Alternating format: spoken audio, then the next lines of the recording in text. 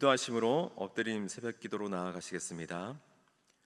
사랑하시는 아버지 하나님, 귀한 부활절 아침 주님 앞에 나와 이 시간 주님을 묵상하며 주의 말씀을 돌아보며 주님 앞에 예배드립니다. 우리의 생각과 영혼과 우리의 욕심을 주님께 집중할 수 있도록 은혜 내려주시고, 무엇보다도 주님과 소통하며 주님께서 주시는 그 놀라운 약속의 부활이 우리의 삶의 실제가 되는 하루가 될 수 있도록 은혜 내려 주옵소서. 예수님의 이름으로 기도합니다. 아멘. 찬송가 160장 찬송하시겠습니다.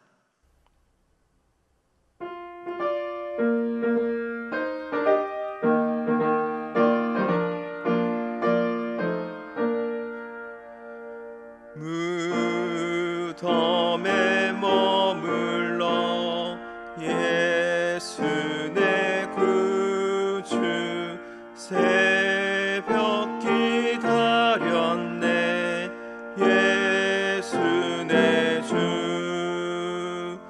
원수를 다 이기고 무덤에서 살아나셨네.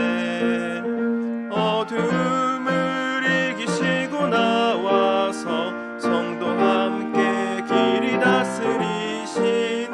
사셨네 예수 다시 사셨네. 헛되이 지키네. 예수 내 구주 헛되이 봉하네. 예수 내 주 원수를 다 이기고 무덤에서 살아나셨네. 어둠을 이기시고 나와서 성도 함께 길이 다스리시네. 사셨네 예수 다시 사셨네. 거기 못 가드네. 예수 내 구주 우리를 살리네. 예수 내 주 원수를 다 이기고 무덤에서 살아나셨네. 어둠을 이기시고 나와서 성도 함께 길이 다스리시네. 사셨네 예수 다시 사셨네. 오늘 우리에게 주시는 하나님의 말씀은 마태복음 28장 1절로 15절입니다. 신약 51면, 생명의 삶은 66면입니다. 이 하나님의 말씀을 봉독합니다. 안식일이 다 지나고 안식 후 첫날이 되려는 새벽에 막달라 마리아와 다른 마리아가 무덤을 보려고 갔더니 큰 지진이 나며 주의 천사가 하늘로부터 내려와 돌을 굴려내고 그 위에 앉았는데 그 형상이 번개 같고 그 옷은 눈같이 익거늘 지키던 자들이 그를 무서워하며 떨며 죽은 사람과 같이 되었더라. 천사가 여자들에게 말하여 이르되 너희는 무서워하지 말라. 십자가에 못 박히신 예수를 너희가 찾는 줄을 내가 아노라.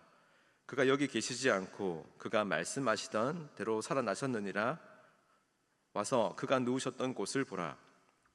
또 빨리 가서 그의 제자들에게 이르되 그가 죽은 자 가운데서 살아나셨고 너희보다 먼저 갈릴리로 가시나니 거기서 너희가 배우리라 하라.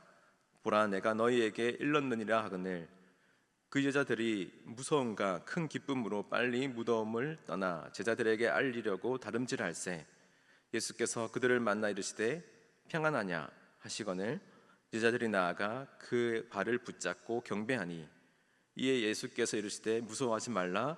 가서 내 형제들에게 갈릴리로 가라 하라. 거기서 나를 보리라 하시니라. 여자들이 갈 때 경비병 중 몇이 성에 들어가 모든 된 일을 대제사장들에게 알리니 그들이 장로들과 함께 모여 의논하고 군인들에게 돈을 많이 주며 이르되 너희는 말하기를 그의 제자들이 밤에 와서 우리가 잘 때 그를 도둑질하여 갔다라. 만일 이 말이 총독에게 들리면 우리가 권하여 너희로 근심하지 않게 하리라 하니 군인들이 돈을 받고 가르친 대로 하였으니 이 말이 오늘날까지 유대인 가운데 두루 퍼지니라. 이 말씀은 살아계신 하나님의 말씀입니다. 오늘 말씀 1절을 보면 1절 장반절을 보면 시간을 알 수 있습니다. 안식일이 다 지나고 안식 후 첫날이 되려는 새벽. 여러분, 예수님께서 부활하신 시간은 안식일과 안식 후 첫날 사이에, 그러니까 어중간하게 끼어 있는 새벽 시간이었습니다. 우리가 알듯이 예수님께서는 금요일 저녁부터 시작되는 안식일 그 바로 직전에 돌아가셨죠. 금요일 오후 3시쯤에 돌아가신 것으로 우리가 기억하고 있는데 너무나도 충격적인 사건이었습니다. 6월절의 흥분과 설렘이 매우 특별한 바로 예수 그리스도라고 하는 한 사람의 공개 체험과 뒤섞여져서 한쪽에는 분노의 함성이, 한쪽에는 좌절과 통곡이 서로 격렬하게 충돌하던 그런 시간이었죠.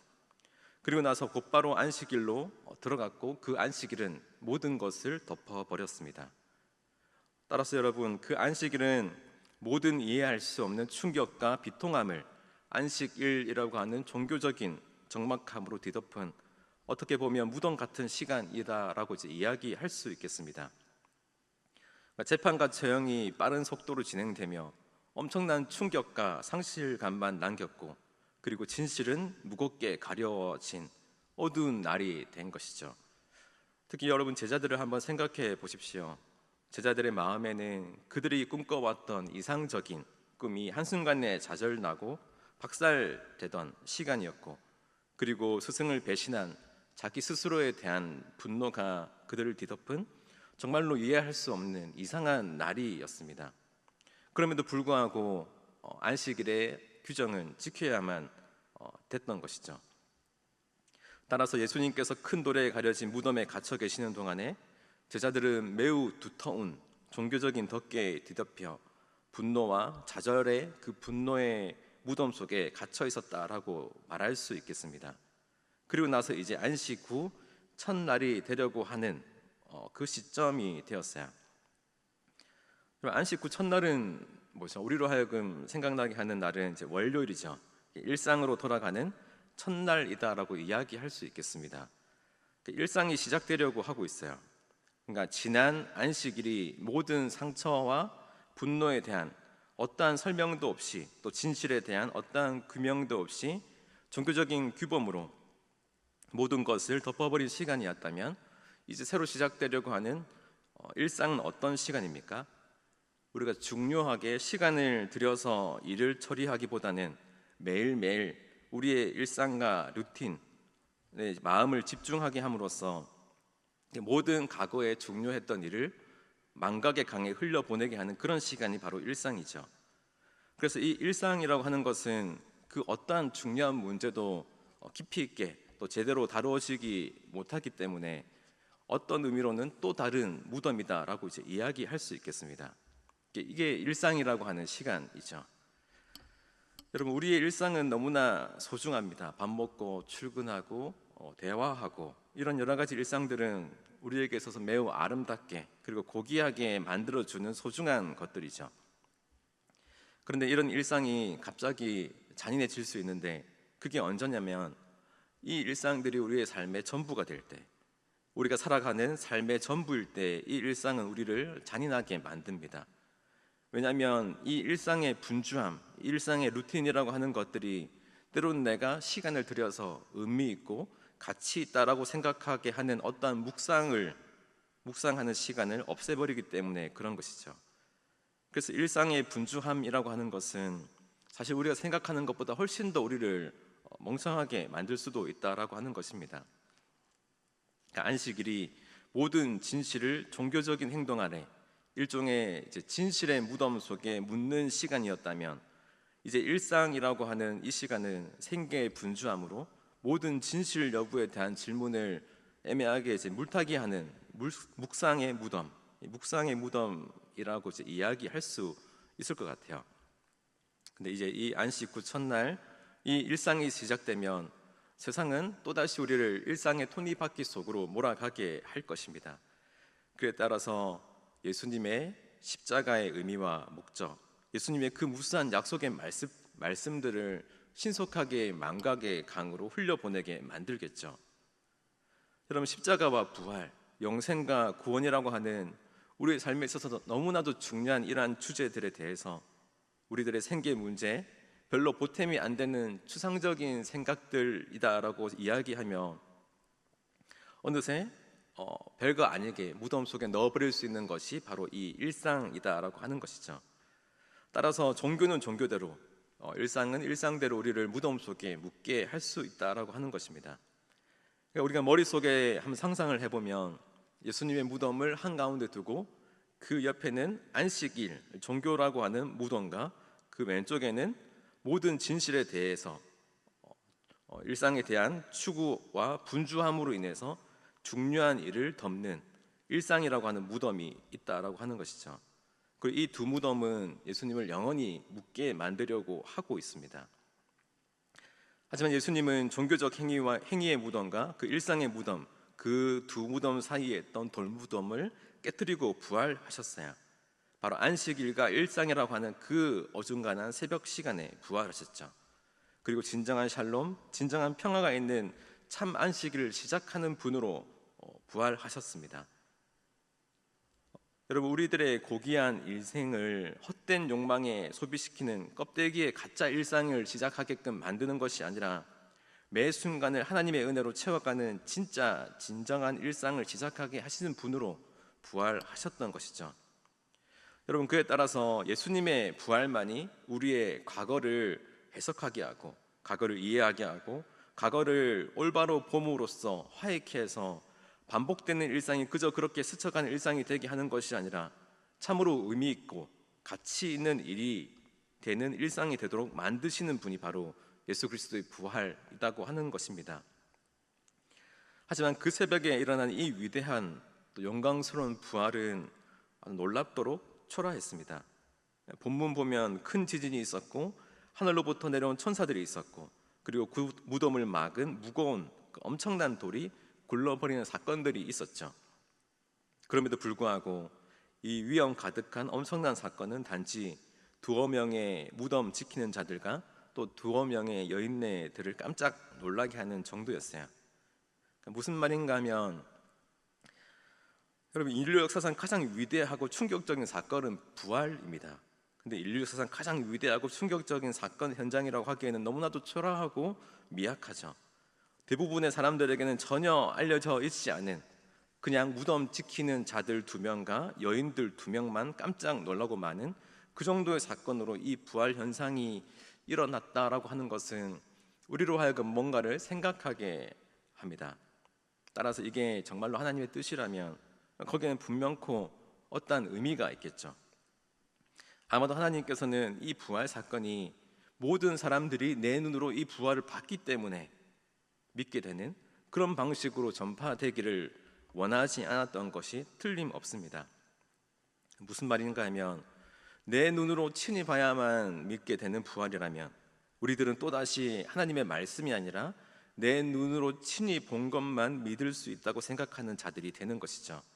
그러니까 하나님과 그의 말씀을 믿는 것이 아니라 내 눈을 보고 믿게 되는 자들로 되는 것입니다. 여러분, 하나님의 부활의 진실성이라고 하는 것은 우리들의 오감, 우리들의 판단에 의해서가 아니라 부활의 진실성 그 자체에 의해서 부활에 대한 증인들의 증언을 통한 믿음을 통해서 확정되는 길만이 세상을 살리는 진짜 길이라고 하는 것을 하나님께서는 아셨기 때문에 이런 방식으로 부활을 증언하게 하신 것이죠. 따라서 이 이유 때문에 하나님께서 부활의 첫 증인으로 여인들을 선택하신 것입니다. 여러분, 우리 시대나 그때나 마찬가지일 때 어떠한 매우 중요한 사건의 핵심적인 증인을 세운다고 할 때 그 증인들은 당연히 상당히 중요한 사람들을 세우겠죠. 알코올 중독 걸린 노숙자나 거짓말하기로 유명한 어린애들을 증인으로 세우지는 않을 겁니다. 따라서 이 성경 말씀이 부활의 사실성을 입증하려고 기독교를 조금 더 보다 효과적으로 효율적으로 전파하기를 원했다면 여인들을 증인으로 세우는 것은 너무나도 시대착오적인 행동이었을 거예요. 우리가 알듯이 그 당시에 여인들은 법적 증인의 자격이 없었습니다. 물론 시대 자체가 불행하긴 했지만 여인들의 말에 권위를 부여하지 않던 시대였어요. 따라서 여인들을 증인으로 세운 것은 기독교를 조금 더 효율적으로 퍼뜨리기 위한 전략으로는 전혀 어울리지 않던 거였습니다. 따라서 부활의 첫 증인으로 여인들을 세운 이유가 있다면, 유일한 이유가 있다면 바로 그거죠. 증인이기 때문에 사실인 것이 아니라 사실이기 때문에 사실이다라고 하는 것입니다. 여러분, 이게 너무나도 중요한데 여인들을 부활의 첫 증인으로 세운 것은 이제 효율성이 없는 이야기예요. 그래서 성경은 효율성을 따지는 것이 아니라 진실을 말할 뿐이죠. 그리고 진실을 말하는 것이 궁극적으로 가장 효율적이라는 것을 잘 알고 있기 때문에 그렇습니다. 여러분, 지금 이 여인들은 자신들이 부활의 증인이 되기 위해서 무덤에 갔던 것이 아니었어요. 다만 고통과 처절함, 좌절을 그 종교적인 덮개로 뒤덮어버린 안식일이 지나가길 기다렸고, 이제 모든 것을 분주함으로 무마시킬 우리들의 일상이 시작되기 전에 그 새벽에 주님에 대한 최소한의 예의를 표하기 위해서 예수님의 시신을 돌보기 위해서 간 것이었습니다. 그런데 그 자리에서 이 우수적인 사건이 펼쳐지게 된 것이었죠. 여러분, 예수님의 부활은 종교인들의 안식일, 형식적인 종교 행위로 몰락되어 버린 우리들의 종교일을 의미하기도 합니다. 곧 이제 오늘이죠. 종교 행위만 남은, 그래서 우리들의 모든 과거의 상처가 해석되지 않은 채 계속 골마가면서도 몇 가지 종교 행동들로 가짜 위로를 구하던 우리들의 종교적 무덤을 깨트린 사건입니다. 그리고 우리들의 당장의 생계와 당장의 행복이라고 하는 우리들을 중독시키는 일상이라고 하는 무덤으로부터 우리를 해방시키는 사건이었죠. 그리고 우리가 살아가는 매일매일의 일상의 삶을 이런 삶이 아니라 영원한 생명이 보장되는 우리들의 현실로 만드시는 사건이 바로 오늘 있었던 사건입니다. 결코 패배하지 않을 그 무한한 기쁨으로 살게 해주신 것이죠. 여러분, 예수님의 부활이 우리의 삶의 실제가 되면 우리는 조금 더 가감한 믿음의 모험이, 믿음의 결단이 가능해집니다. 덜 두려워지게 되는 것이죠. 두려움이 전혀 없는 것은 아니지만 가감하게 주님을 향해서 믿음으로 달려갈 수 있고, 거기에서 진짜 이제 홍해가 갈라지는 기적들을 보게 되는 거예요. 그러니까 부활하신 주님의 능력이 이제 우리로 하여금 그렇게 하는 것이죠. 어떤 방식이냐면 7절에 이야기하는데, 또 빨리 가서 그의 제자들에게 이르되 그가 죽은 자 가운데서 살아나셨고 너희보다 먼저 갈릴리로 가시나니 거기서 너희가 배우리라 하라. 보라, 내가 너희에게 일렀느니라 하거늘. 여러분, 지금 천사는 재촉하고 있습니다. 빨리 가라. 근데 생각해 보면 만일 부활이 정말로 사실이라면, 부활했다라고 하는 것은 영원성이 있는 사건인데 그걸 오늘 알리거나 내일 알리거나 그렇게 중요하겠어요? 사실인데. 하지만 이렇게 생각한다라고 하는 것은 진실로 기쁜 소식을 접해 보지 않은 사람들이나 할 수 있는 이야기입니다. 그럼 우리에게 있어서 진짜 기쁜 소식, 나를 모든 어두움에서 건져낼 소식, 그토록 힘들었던 지옥 같은 현실에서 벗어나게 할 결정적인 소식이 정말로 내 가슴 속으로 들어오게 되면 그 소식은 절대로 우리를 가만히 있게 두지 않습니다. 엄청나게 바쁘게 우리를 움직이게 하죠. 말하지 않고는 견딜 수 없는 폭발적인 힘이 있는 거예요. 그러니까 복음이 그렇게 하는 거죠. 그러니까 예수님의 복음이, 그리스도의 부활의 이 복음이 내 안에서 정말로 역사를 하게 된다면 우리로 하여금 그 복음이 뭔가를 하게 한다라고 하는 거예요. 그 복음이 뭔가를 말하게 하는 것이죠.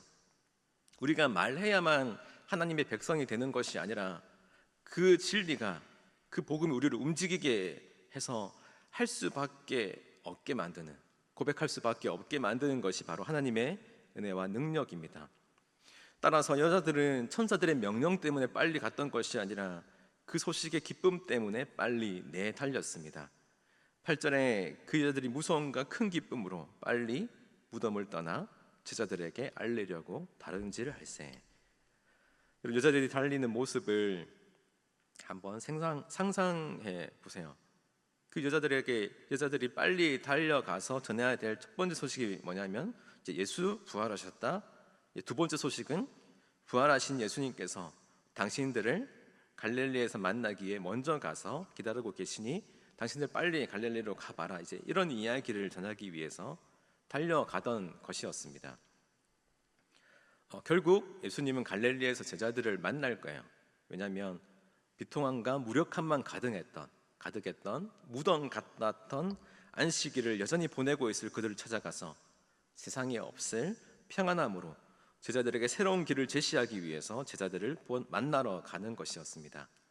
그리고 바로 그곳에서 부활하신 예수님을 다시 만나게 됨으로써 예수님이 하셨던 그 모든 이야기들이 자신과 처음 만나서 어부로부터 시작된 그 모든 일들이 이해되고 해석되기 시작하는 것이죠. 그리고 그들의 삶은 완전히 새로운 예수님의 부활하신 예수님을 만남으로써 부활의 증인으로 사는 일상, 그러니까 온 세상을 이롭게 하는 일상으로 빚어가게 하실 것입니다. 여러분, 이것은 단순히 그렇게 하실 것이다 라고 하는 것이 아니라 실제로 이 갈릴리 어촌 사람들을 통해서 세상은 그렇게 뒤엎어졌어요. 2000년 후에 우리가 바로 그 증거들입니다. 말씀을 이제 정리하겠습니다. 우리는 오늘도 여전히 안식일과 안식 후 첫날 사이에 갇혀 있을지도 모릅니다. 과거에 미해결되었던 과제가 여전히 우리 안에서 골마 앓는 중이고, 다른 한편으로는 내가 우리의 일상을 열심히 살다 보면 뭔가 있을 거겠지라고 생각하면서 하나님의 진리와 인생에 대한 답을 찾는 데는 늘 유보적인 태도를 취하고 있는지도 모르겠어요. 하지만 이런 상황 가운데서는 진짜 샬롬, 진짜 평안은 영원토록 얻게 되고 단지 반복할 뿐입니다.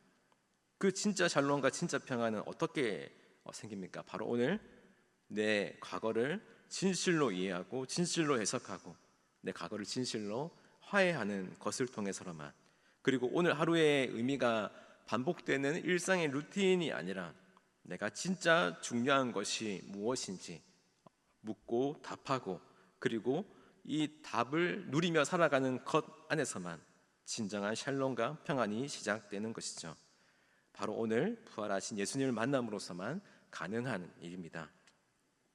여러분, 부활하신 예수님으로 인해서 어떤 절망 속에서도 영원토록 부활할 것이라고 하는 믿음이 있기 때문에 어떤 절망도 최종적인 절망이 될 수 없는 삶으로 우리는 부름받은 것이죠. 그 부름받은 삶으로 살아가는 은혜가 우리 모두에게 있기를 예수님의 이름으로 축원합니다. 기도하겠습니다. 사랑하시는 아버지 하나님, 오늘 부활절 아침 안식일의 종교적인 무덤과 일상의 무덤을 깨고 부활하신 주님을 바라봅니다. 그 주님만이 우리의 삶에 참 평안이시고 참 샬롬임을 고백하며 오늘 복되신 부활절을 보낼 수 있도록 은혜 내려 주옵소서. 오늘 하루가 그저 종교적인 하루가 되는 것이 아니라 하나님을 만나며 주님을 만나며 내 삶에 온전한 터닝포인트가 될 수 있도록 역사하여 주옵소서. 고은 원로 목사님의 기도와 말씀 사역에 힘을 더하시고 육신을 강건케 붙들어 주옵소서. 회왕 위임 목사님을 성령으로 충만케 하시어 도시의 아픔을 어루만지며 상한 이들의 눈물을 닦아주는 능력의 종이 되게 하여 주옵소서. 주님께 아끼지 않고 드린 여러 가지 봉헌을 기쁘게 받아주시고 드리는 손길마다 복 내리시고 그 손이 마르지 않도록 채워주시며 차고 넘치도록 이웃에게 흘러가는 놀라운 은혜를 허락하여 주옵소서. 귀한 허물이 사용되는 곳마다 하나님의 나라가 확장되는 역사를 누리게 하여 주옵소서. 예수님의 이름으로 기도합니다. 아멘. 하늘에 계신 우리 아버지, 아버지의 이름을 거룩하게 하시며 아버지의 나라가 오게 하시며 아버지의 뜻이 하늘에서와 같이 땅에서도 이루어지게 하소서. 오늘 우리에게 일용할 양식을 주시고 우리가 우리에게 잘못한 사람을 용서하여 준 것 같이 우리 죄를 용서하여 주시고 우리를 시험에 빠지지 않게 하시고 악에서 구하소서. 나라와 권능과 영광이 영원히 아버지의 것입니다. 아멘. 이 시간 기도하실 때 나라와 민족, 교회를 위해서 기도하시고 개인적인 기도 제목으로 기도하시며 나아가시겠습니다.